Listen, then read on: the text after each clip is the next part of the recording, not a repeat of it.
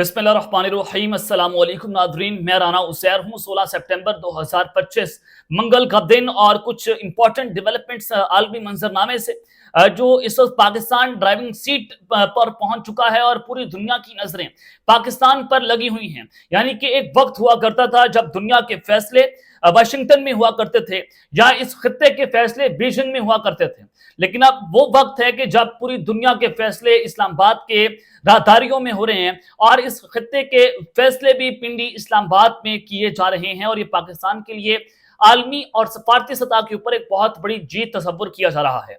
जनाब, कुछ अहम तरीन खबरें हैं जो आपके सामने रखना बहुत जरूरी है। सबसे पहली खबर पर आज हम बात करेंगे field marshal Asim Munir, army chief साहब भी हैं हमारे।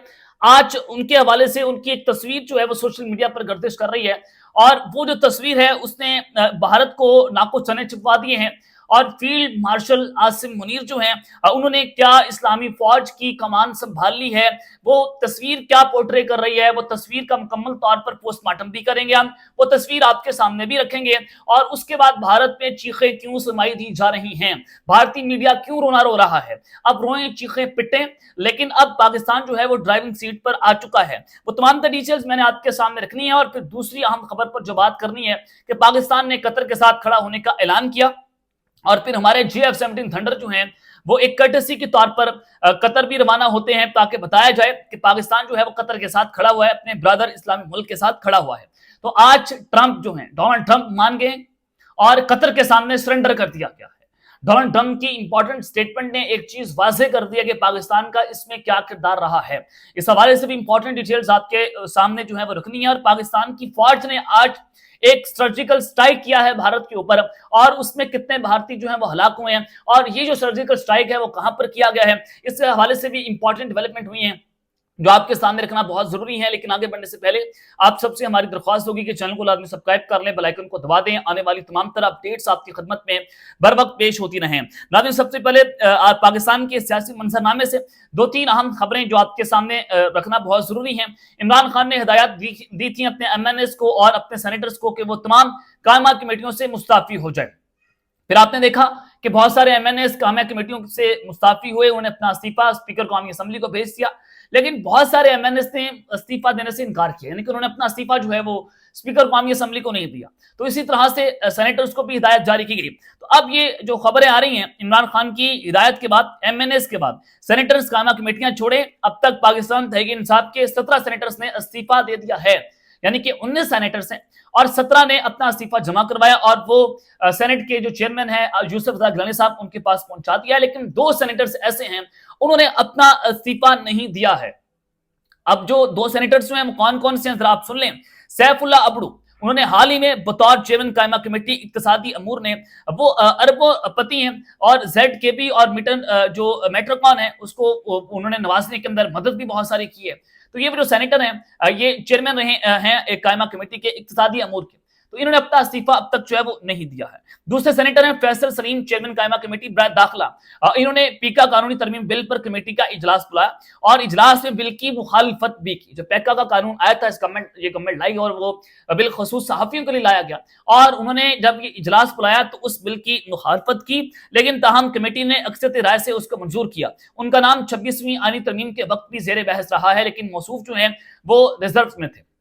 यानी कि ये जो फैसल सलीम साहब हैं सेनेटर, 26वीं आईनी तरमीम के वक्त बहुत सारे नाम थे जो वहां पर पेश तो नहीं हुए थे, लेकिन वो रिजर्व में मौजूद थे, उनके राब्ते बहाल थे और अब तक ये राब्ते हैं। तो ये 2 सेनेटर्स जो हैं इन्होंने अपना इस्तीफा क्यों नहीं दिया, बहुत सारे सवाल जो हैं वो इन पर उठना शुरू हो चुके हैं क्योंकि पाकिस्तान तहरीक इंसाफ में मौजूद है और 2 आपने अपनी जो है वो जनाब कॉम्प्रोमाइज भी की हुकूमत के साथ, फिक्स मैच खेल के सेनेट की 2 नशिस्तें थी।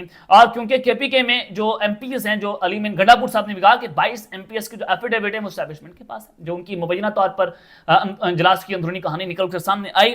तो अब बैरिस्टर अली जफर ने सेनेट की कायमा कमेटियों से इस्तीफे सेक्रेटरी सेनेट को जमा करवा दिए 17 सेनेटर्स के, और अली जफर ने 5 कमेटियों से अपना इस्तीफा जमा करवाया है।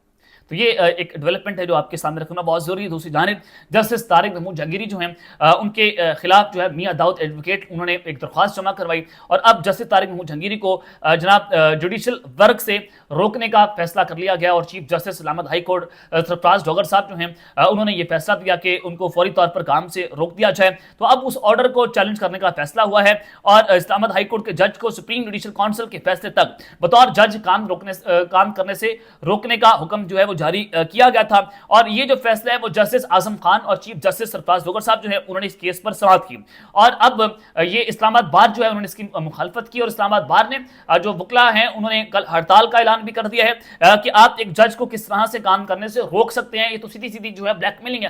یہ وکلا جو ہے ان کی ایک سائیڈ آف اسٹوری ہے میں نے آپ کے سامنے رکھی ہے.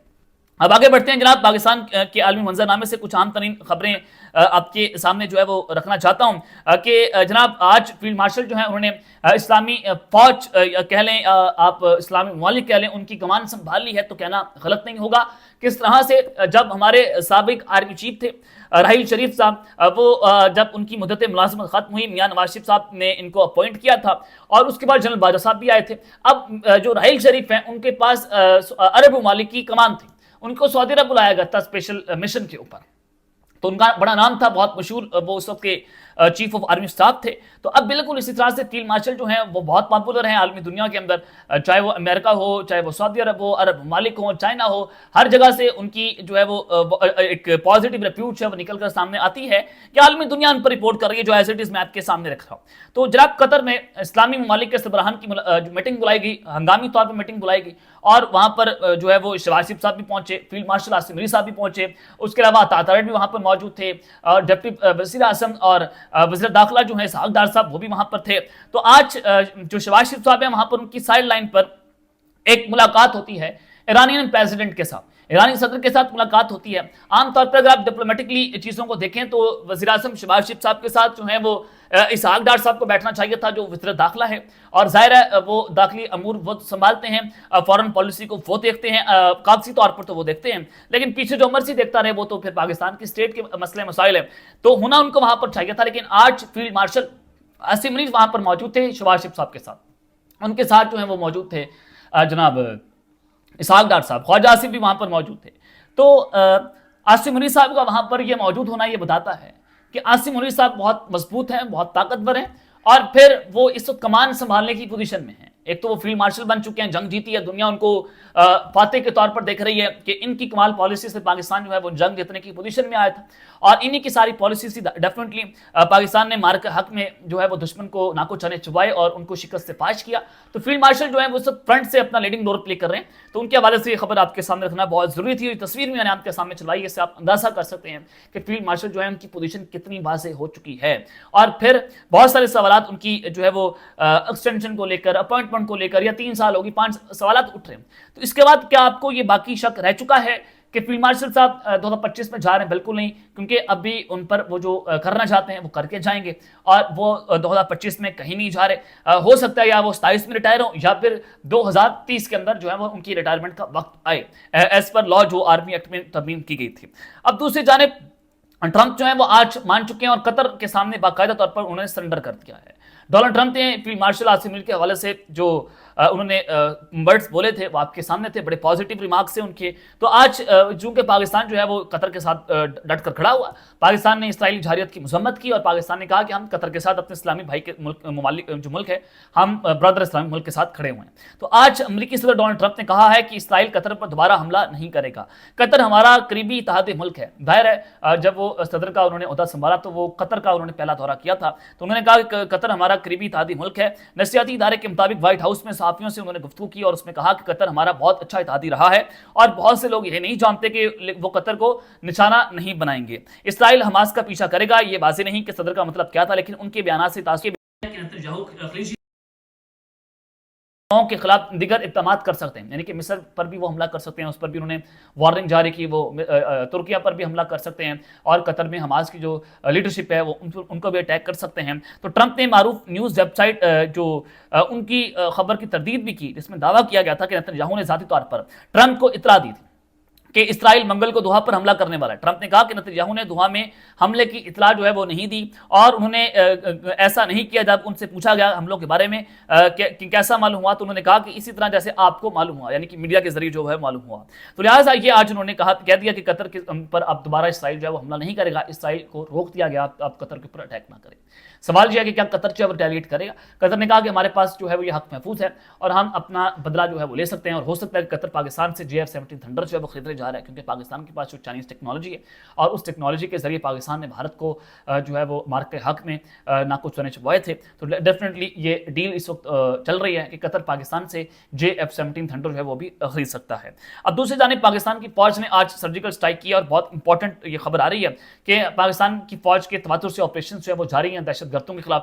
فتنۃ الہندوستان BLA اور فتنہ الخوارج جو TTP ہے ان کو مارنے کا سلسلہ جاری ہے، ان کو چن چن کر مارا جا رہا ہے، اور ان کو انڈیا جو ہے وہ سپانسر کر رہا ہے، یہ انڈین سپانسر ٹیررسٹ ہے، تو لہٰذا یہ افغانستان کی سرزمین سے TTP جو ہے وہ آ رہی ہے، ان کو استعمال کیا جا رہا ہے۔ تو اب خبر یہ دینا چاہتا ہوں کہ سیکورٹی فورسز نے 16 سپٹمبر کو M8 روڈ کے قریب کاروائی کرتے ہوئے 2 دہشت گرد جو ہیں وہ ہلاک کر دیے ہیں، یہ بلوچستان سے خبر آ رہی ہے، جن میں BLF کا high value target Atiq Miran بھی شامل تھا، یعنی کہ ہائی ویلیو جو ٹارگٹ ہے اس کو مار دیا گیا ہے، اور موقع سے 2 SMG، 2 موٹر جو لاسیٹ ہے وہ، ایک 9mm کا پستول اور ایک موٹر سائیکل، ایک خنجر برآمد ہوا ہے۔ کاروائی سے علاقے میں امن قائم رکھنے کی کوششوں کو تقویت جو ہے وہ ملی۔ یہ خبر جناب بلوچستان سے آ رہی ہے جو میں نے آپ کے سامنے رکھی ہے، یعنی اس سے نظر آتا ہے کہ پاکستان کی فوج جو ہے مکمل طور پر فرنٹ فٹ پر جا چکی ہے، اور اب دشمن کا کلا کما کیا جائے گا، اور ہر طرح سے دشمن جو ہے چاہے وہ ہائبرڈ وارفیئر کر رہے ہیں، چاہے وہ دہشت گردی کا استعمال کر رہے ہیں، اب ان کی سرمایہ کاری جو ہے مکمل طور پر تباہ و برباد اور نیست و نابود کر دی جائے گی۔ اب تک کے لیے اتنا ہی، اپنا خیال رکھیے گا، اور اس لئے اپنی لازمی حل خیال آنے کے بعد